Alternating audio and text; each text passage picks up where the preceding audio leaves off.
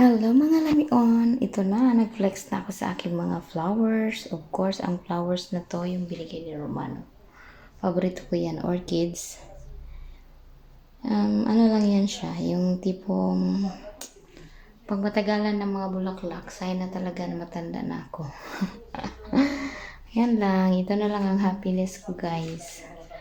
Flowers, orchids, ayan. Yan, ito papalitan ko to siya guys. Ililipat ko to sa ibang pot kasi lalaki to. Tapos ito, gagamitin ko to ulit. Bili ako ulit ng orchids. At saka ito, yung bulaklak na to. Mahal to siya guys kaso ano ba, mabango talaga sobra. Tapos, yan ang bougainvillea, bougainvillea sa Pilipinas. Kung sa Pinas to, ang nabili ko dito is 300 plus, mga ganon.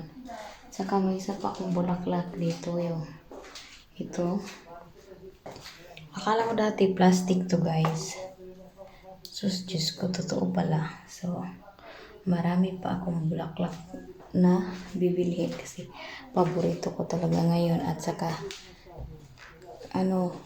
sign na talaga na may edad na ako kasi mahilig ako sa bulaklak. Of course, meron pa ako sa aking room. Sensyahin na yung room kalat. Ayan. Ito ang aking 2 years na plants. 2 years na yan. At saka ito yung malabambo.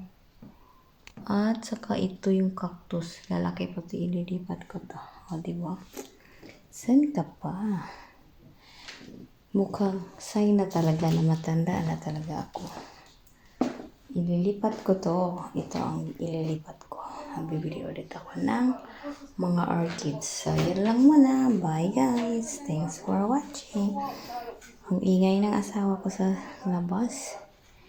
Papaano sila nag-relaxing with together with mother.